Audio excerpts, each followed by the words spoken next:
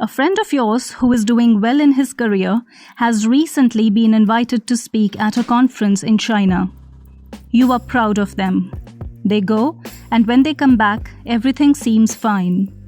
Except that it is not. There was no conference. Your friend was invited to China with the excuse of a conference, but they were actually approached to become a mole in exchange for money. If this sounds like unnecessary conspiracy to you, this actually happened at a large scale in France recently. Many French citizens were approached in the exact same way. And guess what website China used for it? The website you would suspect the least. LinkedIn. While we may argue that digital gives us more freedom and equality than regular old democracy, very soon this very digital democracy will be used to take away your freedom. Actually, it has already started. Here's how.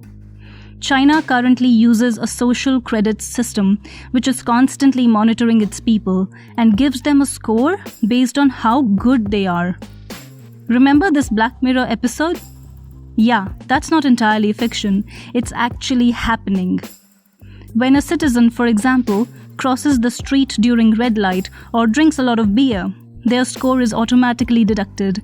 And when, for example, they help an old person, their score is automatically added. If they sleep too late at night, their score is reduced. This system monitors each citizen 24/7. There is no escape. And the more data China has on India and other countries, the more vulnerable India is economically, politically, and of course militarily. It is not about one app. That one app, once installed in your phone, starts tracking everything about you even when it is uninstalled from your phone. And through this, they know everything you are doing in real time. They know your friends, family, likes, dislikes, hopes, spending habits, what you purchased last, where did you go, whom you met, what websites you visited. They know your sleeping habits. They even monitor your facial expressions to track your emotions and moods in different situations. Before you know it, they know how you will react to something. As long as it's done to sell you more stuff, like how the US does it, I guess it's okay, but that's not what China uses your data for.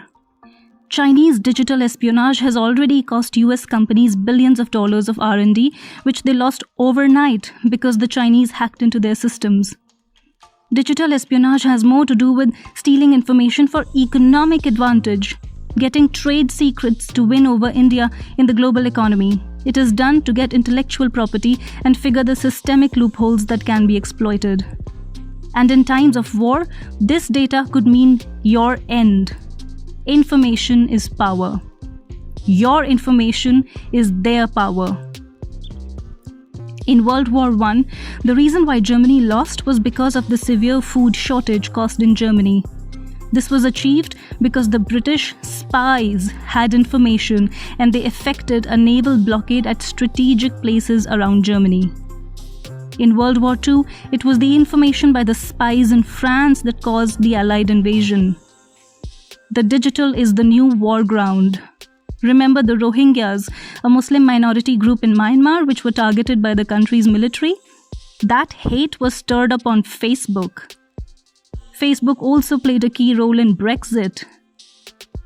Did you too innocently take part in the 10-year challenge on Facebook? Yeah, that was done cleverly to update your info on their systems. Facial recognition technology can be and is being used to target people of specific ethnic groups. Don't trust me? Go and read about China's Muslim Gulag. And that is not to say that it's okay to give your data to the US either. Be careful of giving your data even to the US, or anyone for that matter, including your own government. Because you can be controlled with your data.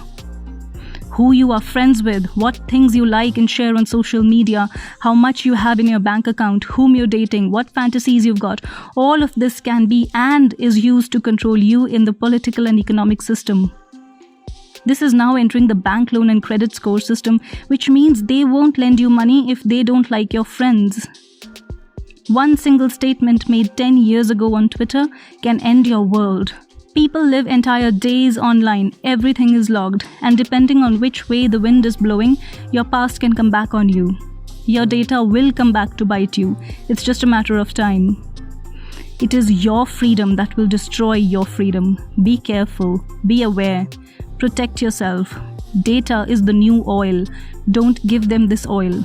No one needs to see the pancakes you had for breakfast.